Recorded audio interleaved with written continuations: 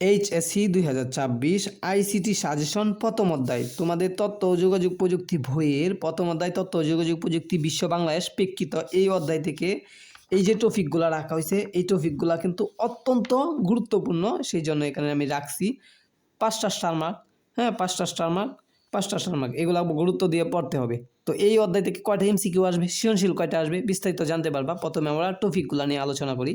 Virtual reality 1 নম্বরে রাখা হয়েছে, এটা 5টা স্টার মার্ক, মানে অত্যন্ত গুরুত্বপূর্ণ, অবশ্যই তোমাদেরকে ভালো করে পড়তে হবে। রোবোটিক্স এটা স্টার মার্ক দেই নাই, তার বাদেও এটা তোমরা মনোযোগ সহকারে পড়বা। এরপরে ন্যানো টেকনোলজি, এটা 5টা স্টার মার্ক, এটা অত্যন্ত গুরুত্বপূর্ণ, এটাও মনোযোগ সহকারে পড়তে হবে। এগুলো সৃজনশীল সংক্ষিপ্ত প্রশ্ন, হ্যাঁ, এগুলোর জন্য এসে থাকে, জ্ঞানমূলক প্রশ্নের জন্য এই অধ্যায় থেকে এসে থাকে।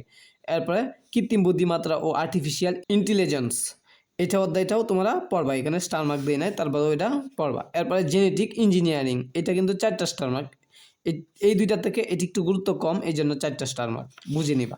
এরপরে ক্রায়ো সার্জারি, এটা কিন্তু 5টা স্টার মার্ক দিছি, তার মানে এটার গুরুত্ব অত্যন্ত বেশি, ঠিক আছে। এরপরে বায়োমেট্রিক্স, এটা 3টা স্টার মার্ক, ক্রায়ো সার্জারি থেকে বায়োমেট্রিক্সের একটু গুরুত্ব কম দেখে 3টা স্টার মার্ক দেওয়া হয়েছে। তো আশা করি তোমাদেরকে টপিকগুলা বুঝাইতে পারছি কোনটা কতটুকু গুরুত্বপূর্ণ, তোমরা এগুলা ভালো করে পড়বা। তো এখান থেকে কয়টা সৃজনশীল আসতে পারে ভাইয়া, একটা প্রশ্ন করবা। এই প্রশ্নের উত্তর হলো এখান থেকে 5টা এমসিকিউ আসতে পারে।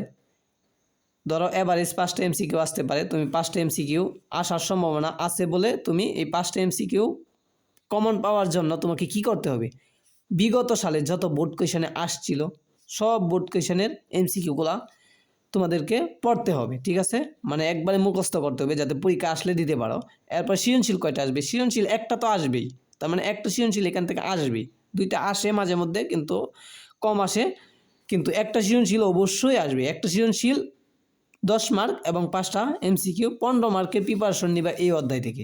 পরবর্তী ভিডিওতে আমরা প্রত্যেকটা অধ্যায় নিয়ে আলোচনা করব আইসিটি বইয়ের, এবং যেগুলা গণিত আছে সেগুলো আমরা তোমাদেরকে বুঝিয়ে দিব, গেট আছে এগুলো তোমাদেরকে বুঝিয়ে দিব। অবশ্যই চ্যানেলটা সাবস্ক্রাইব দিয়ে রাখো পরবর্তী ভিডিওতে এভাবে সাজেশন পাওয়ার জন্য। সকলকে ধন্যবাদ ভিডিওটি দেখার জন্য।